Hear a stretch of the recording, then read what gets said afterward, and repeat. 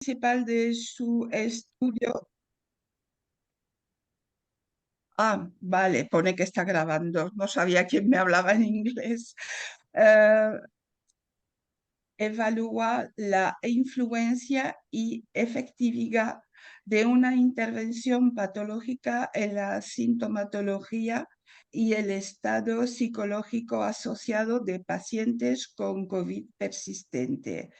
Es vocal de la Junta de la REICO, la Red Español de Investigación en COVID persistente, autor del prólogo del libro Todo está en nuestros horarios y presentador en Canal Iberoamericano Aire y Vida 2021 y Long COVID.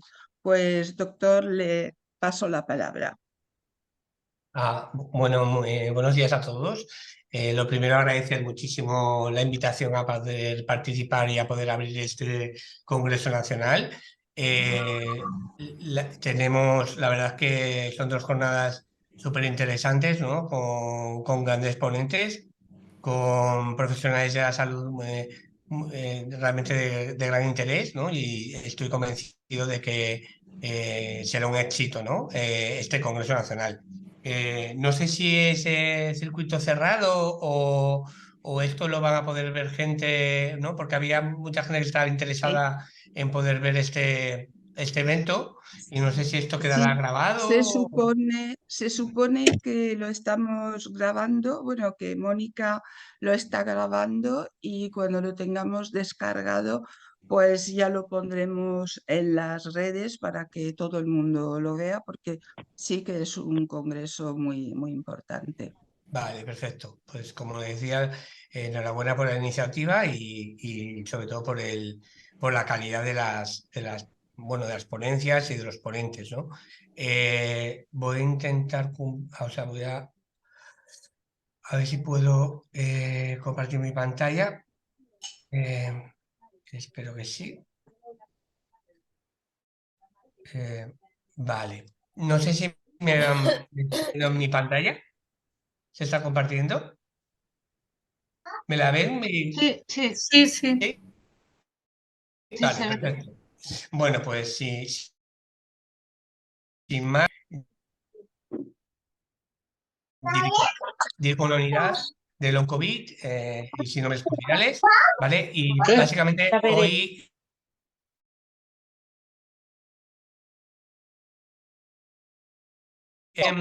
de general de todos estos cuadros de síndromes de fatiga, qué correlaciones existen, ¿no? ¿Qué puntos de conexión puede haber entre la fibromialgia, el síndrome de fatiga crónica, la encefalomelitis miálgica, la enfermedad de Lyme, ¿no? Y cómo en muchos aspectos pues están compartiendo muchas cuestiones fisiopatológicas de que una persona que explicaba que llevaba más de un mes, ¿se puede llevar más de un mes de resfriado? Pues sí, por desgracia ya lo sabíamos con la gripe española, ¿no? En concreto, hace 100 años, como en aquella pandemia de gripe española, pues hubo personas que permanecieron con un cuadro.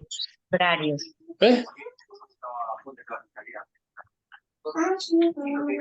Si pueden cerrar, por favor, los micrófonos, porque es que Vale, Sí. vale, gracias. Bueno, pues la gripe española, ¿no? Que fue en el año 18, ¿no? Pues en aquella época ya vieron a pacientes que durante décadas arrastraron sintomatología después de pasada esa infección, ¿no? ¿Vale?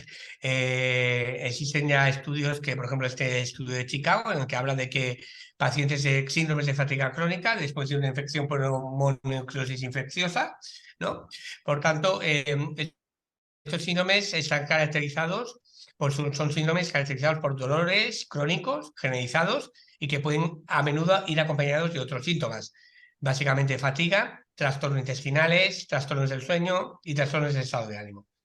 Podemos decir que en esta definición se podría haber reflejado pacientes que tienen el diagnóstico de COVID persistente, pacientes que tienen el diagnóstico de fatiga crónica, síndrome de fatiga crónica, pacientes que tienen diagnóstico de fibromialgia, de encefalomelitis miálgica, síndromes de sensibilidad química múltiple, o sea, que hay diferentes tipos de pacientes que compartirían seguramente esta definición, ¿no?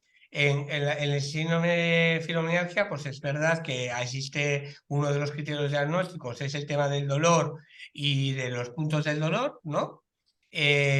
Sabemos que las vías del dolor en los pacientes de fibromialgia estarían de alguna manera alterado, ¿no?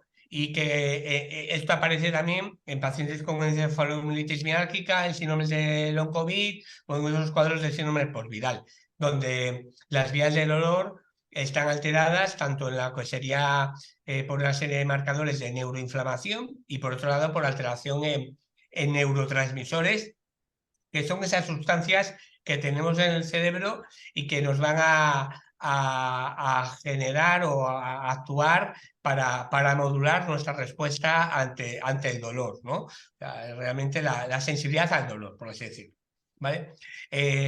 Ya este estudio, por ejemplo, hace 4 años, ya hablaba de la inflamación como parte de la patogénesis y del tratamiento de la fibromialgia, ¿no? Como podremos ver después, estas otras patologías comparten la misma fisiopatología en cuanto a la inflamación como base de la enfermedad, ¿no? En este caso, por ejemplo, en este estudio de metabolitos, comparando pacientes de fibromialgia con pacientes de COVID persistente, pues prácticamente las curvas eran calcadas, ¿no? O sea, había mucha semejanza en cuanto a las alteraciones metabólicas que aparecían en estos pacientes, ¿no? Comparando a ambos pacientes. Por lo tanto, lo digo por el hecho de que saben ustedes que muchas veces la fibromialgia, como alguna persona ya ha comentado anteriormente, es una enfermedad estigmatizada, invisibilizada y que muchas veces se deja en el campo de lo psicosomático, ¿no? De la parte psicológica, y en la cual se diseña la parte orgánica, ¿no? Cuando realmente lo físico y lo psicológico pues va de la mano, ¿no?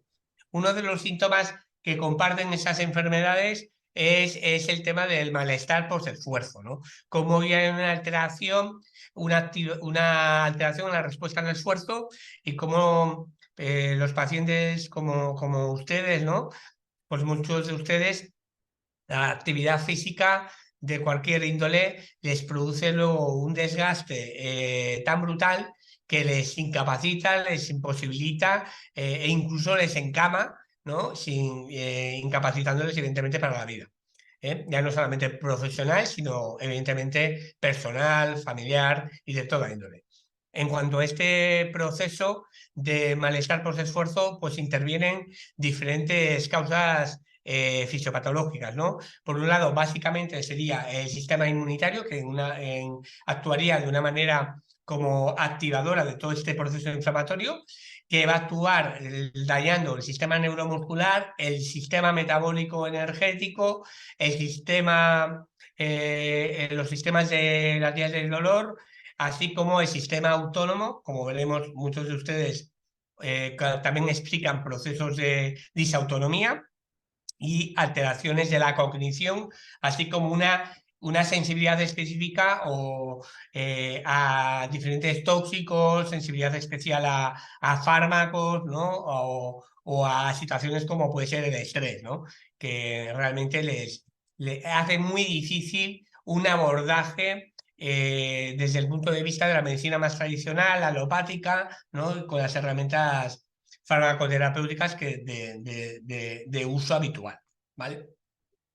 En este caso, el síndrome de fatiga crónica o encefalomielitis miálgica son los criterios de Canadá, ¿no? En este caso, comparte evidentemente con el síndrome de fibromialgia el tema del dolor y también otras disfunciones, como hemos comentado, la cognitiva, la de la fatiga, ese malestar por esfuerzo, cierta disautonomía, ¿vale? Se ha demostrado que existen proteínas que producirían esa intolerancia al esfuerzo, ¿no? O sea, ya poco a poco vamos conociendo más sobre las causas biológicas que justificarían estos síntomas que a simple vista parecen muy subjetivos, ¿no? Pero que gracias a la investigación se está demostrando que no es una cuestión subjetiva, sino que hay realmente una cuestión objetiva de marcadores de un daño que a nivel celular, que en este caso a nivel de célula muscular, que produce esa alteración en cuanto a la energía y en cuanto a la alteración produciendo el dolor, la fatiga y la incapacidad para poder hacer actividad física, ¿no? Esta es una imagen de una paciente con encefalomielitis miálgica en el que se verían los puntos en los que está afectado. He querido compararlo con una imagen de un long COVID y realmente concuerda, bueno, prácticamente en todo, ¿no? O sea, comparten prácticamente la sintomatología que yo diría casi al 100%, o sea, es muy difícil distinguir sintomatológicamente hablando, clínicamente hablando, un paciente de COVID persistente con un paciente de síndrome de fatiga crónica, encefalomielitis miálgica, enfermedad de Lyme, cuadros de fibromialgia que pueden tener también sintomatología de esta índole. O sea, es muy difícil clínicamente de decir si es una u otra cosa, ¿no? Hay que hacer, evidentemente, la historia clínica y a partir de la historia clínica, de los antecedentes de la persona, pues identificar cuál ha sido el desencadenante de la patología y a través de una serie de análisis de precisión identificar fehacientemente cuál ha sido el proceso que ha inducido esta situación, ¿no?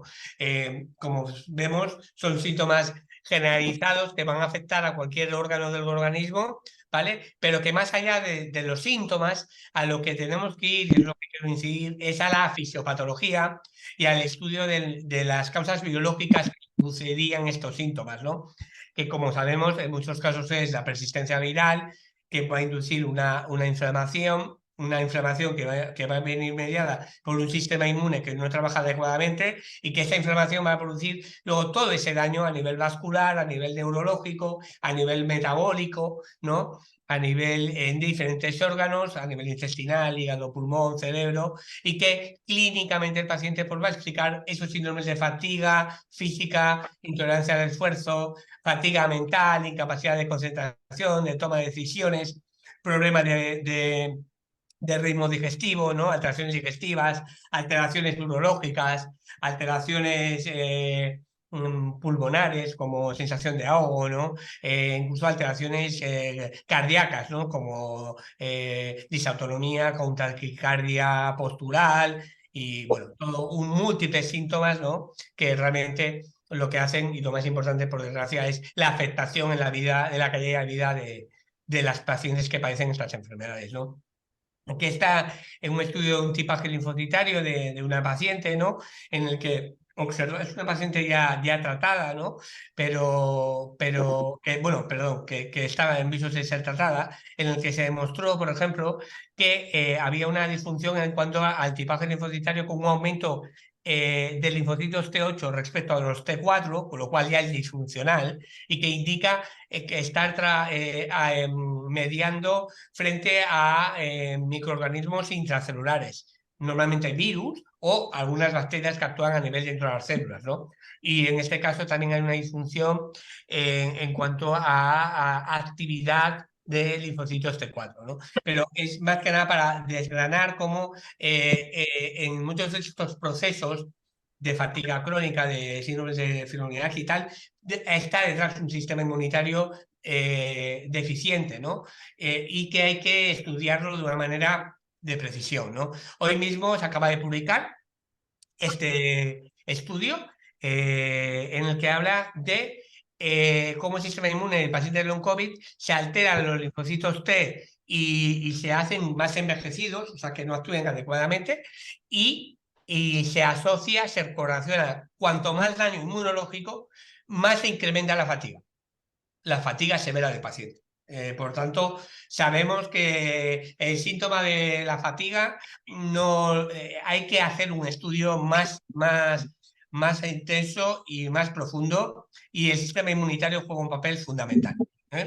Ese sistema inmune va a generar una serie de reacciones de inflamaciones mediadas por citoquinas, y esas citoquinas existen ya, a través de mecanismos de inteligencia artificial, identificar en la sangre del paciente si estamos ante procesos de encefalomielitis miálgica, síndrome de fatiga crónica, si estamos ante un proceso de enfermedad de Lyme, en cuadros de síndromes postvacunales o bien síndromes post-COVID, ¿no? Entonces, tenemos herramientas que nos pueden ayudar a nivel biológico, marcadores que nos pueden ayudar para objetivar el daño, el tipo de daño, tanto en la calidad del daño como en la cantidad, o sea, la severidad del daño a nivel cuantitativo, ¿no? Como hablábamos, el síndrome de disfunción de disautonomía es uno de los síndromes más frecuentemente que aparecen en los síndromes y más discapacitantes que aparecen en los cuadros de pacientes con esos tipos de enfermedad. ¿Vale? Quiero hablar mucho también del efecto sobre el sistema, sobre esas enfermedades, de la toxicidad de metales pesados, así como el ambiente y la contaminación del aire, ¿no? La calidad del aire, tanto la interna de interior como de exterior, como los cambios climáticos, ¿no? O las alteraciones atmosféricas inducen empeoramiento clínico de los pacientes, ¿no? Así como claro, el contacto con diferentes químicos o sustancias, claro, vivimos en un mundo pues lleno de electromagnetismo, de sustancias de metales pesados, ¿no? De microplásticos, ¿no? Que van a inducir alteraciones inmunometabólicas y que van a inducir un empeoramiento, incluso a generar que se puedan producir ese tipo de enfermedades también, o sea, serían como desencadenantes de ellas, ¿no? Entonces es muy importante el tener esto en cuenta, ¿de acuerdo? La mitocondria, va a ser básica en esas enfermedades, tiene unas funciones que, como decimos, son importantísimas. No solamente la parte de energía, de dar energía al cuerpo, sino la parte de desinflamar a nuestro cuerpo, evitar la oxidación del cuerpo, evitar que actúe nuestro sistema inmune de manera adecuada, ¿vale? Y evitar la muerte precoz de las células, que no se envejezcan antes de tiempo, ¿no? Esto se ve afectado en este tipo de patologías y afectará a cualquier célula del organismo, con lo cual puede afectar al músculo, al corazón, al intestino, al cerebro, a cualquier tipo de célula del organismo, ¿no?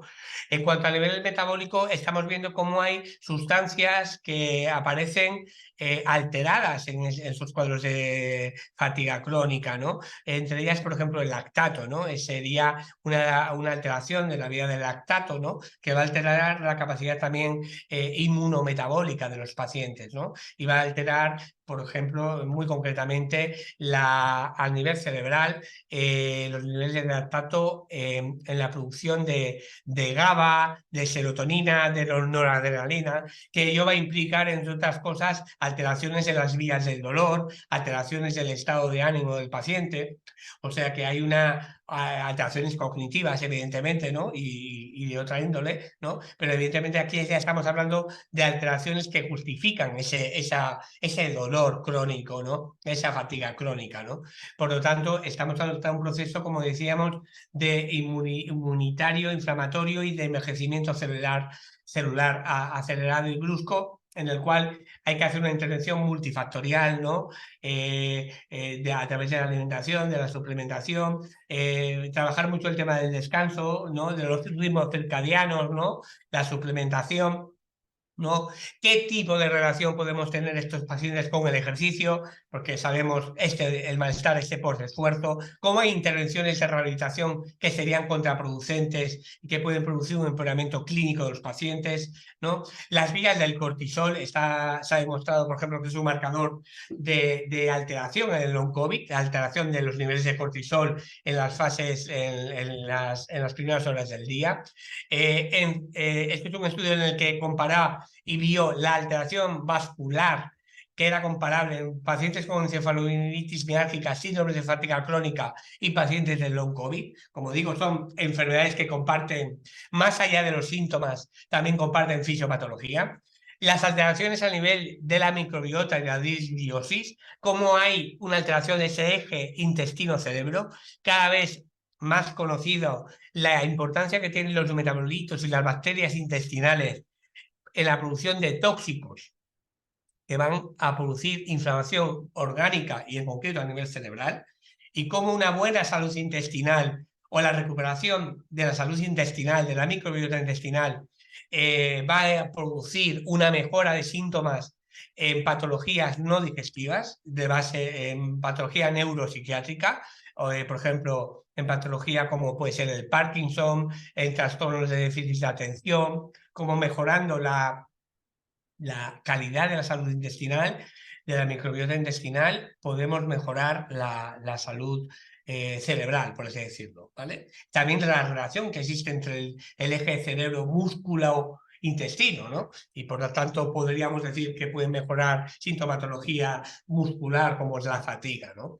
¿Vale? En el long COVID, ¿no? Que por ejemplo hablamos de una persistencia viral, de alteración de la inmunidad, de metabolitos tóxicos, de proteínas tóxicas, de una inflamación vascular, alteración plaquetaria, alteración de la oxigenación de los tejidos, disfunción mitocondrial metabólica, oxidación, o sea, envejecimiento precoz, autoinmunidad, ¿no? En muchos pacientes aparece autoinmunidad y sobre todo también aparición de reactivación de otros virus, de virus lentos, Epstein-Barr, citomegalovirus, herpes virus, que producen cuadros de síndromes de fatiga crónica, ¿no? Hablamos de long COVID, pero en Epstein-Barr también hay estudios que han demostrado esa unión entre el Epstein-Barr y la encefalomielitis miálgica. Un 40% de pacientes de long COVID ya cumplirían criterios de encefalomielitis miálgica, ¿no? Sobre todo en los cuadros más severos. Por tanto, la forma de intervención, que a lo largo de estas 2 jornadas muchos de estos temas se van a ir tratando, ¿no? Evidentemente, es una balanza entre toda esa inflamación, toda esa oxidación, todo ese problema vascular, neuronal, ¿no? Disbiótico, pues ir a ir hacia el lado contrario, ¿no? Hacia la antioxidación, a la antiinflamación, a la anti-aging, ¿no? O sea, al rejuvenecimiento, a la mejora de las protecciones de las barreras, de la hematoencefálica, de la barrera intestinal, ¿no? La mejora de este eje intestino-cerebro y del nervio vago, ¿no? No nos olvidemos esa disautonomía y la importancia que tiene el nervio vago, ¿no? Y cómo intervenir en el nervio vago mejora la sintomatología disautonómica y síntomas también de niebla mental y de fatiga física, ¿no? Debido a esa modulación de neurotransmisores que explicábamos entre el cerebro y el intestino, en el cual interviene el nervio vago también, ¿vale? Cómo hay múltiples moléculas que podríamos utilizar en este tipo de pacientes, ¿no? Pero tenemos que ir hacia una medicina de precisión, donde cada paciente es un caso, ¿no? No existe enfermedad, sino enfermos, sino pacientes que tienen una enfermedad, y en cada paciente habría que hacer tenemos que hacer esos estudios personalizados, ¿no? Para ir a tratar aquel fallo que está en ese organismo y está generando esos síntomas, ¿no? Eso es un estudio que realizamos con pacientes en el cual vimos diferentes marcadores de daño cerebral, digestivo, intestinal, hepático, vascular, ¿no? Y cómo con una intervención personalizada esos marcadores iban disminuyendo, incluso algunos desapareciendo, ¿no? Y eso que correlacionó con una mejora de los síntomas y de la calidad de vida de esos pacientes, ¿no?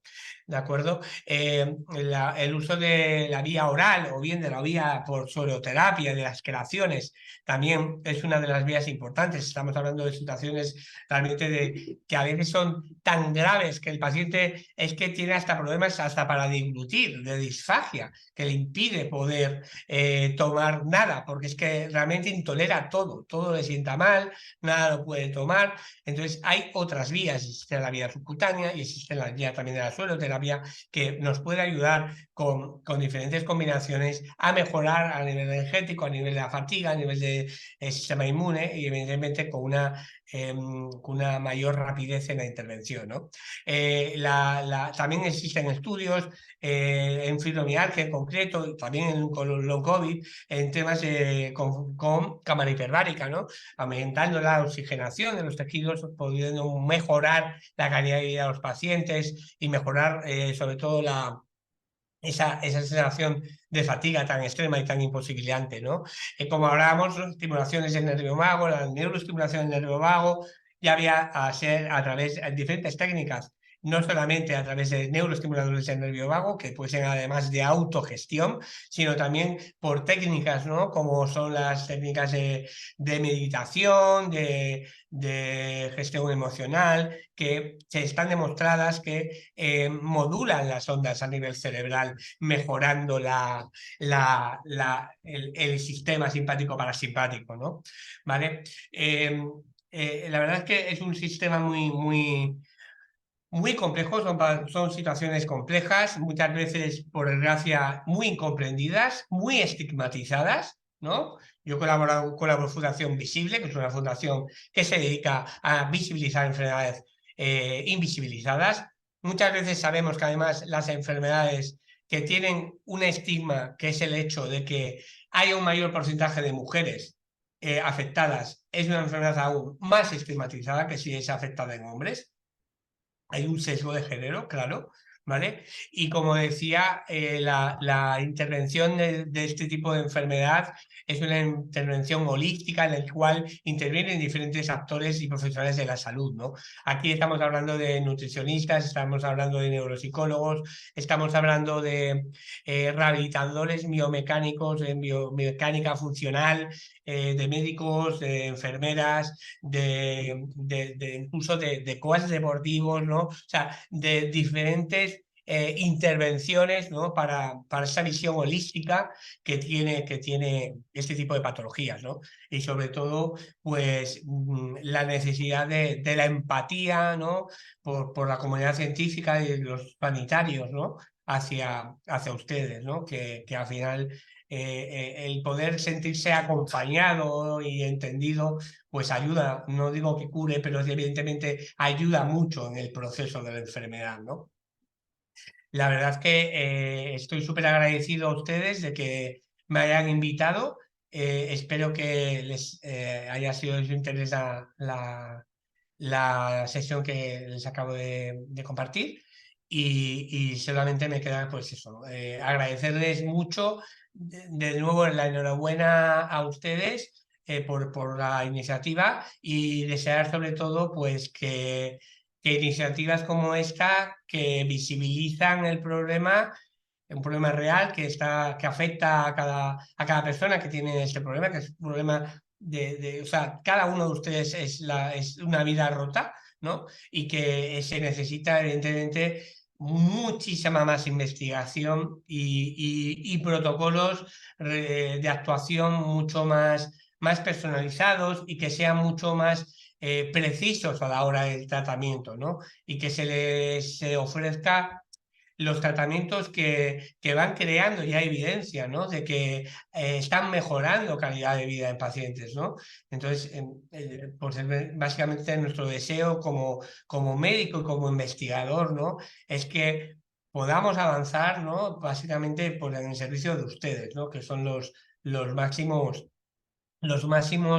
beneficiados de todo esto, ¿no? que son ustedes, ¿no? Y que podamos, sobre todo, realizar investigación colaborativa, ¿no? Donde la opinión de ustedes, ¿no? como afectados, pues se tenga en cuenta, ¿no? ¿Cuáles son las líneas de investigación que a ustedes les interesaría más conocer? Muchas veces el conocimiento lo están generando ustedes, porque es así, la experiencia del paciente es vital para los profesionales de la salud. Yo siempre digo que yo aprendo siempre mucho más de un libro, o sea, perdón, aprendo mucho más de un paciente que de un libro. O sea, yo he aprendido de los pacientes, muchas veces me enseñan ellos mucho más que lo que me pueda decir un libro. Es mi experiencia con ellos la que me hace ir avanzando de manera bueno, humildemente, pero poco a poco. Y nada, agradecerles mucho este tiempo.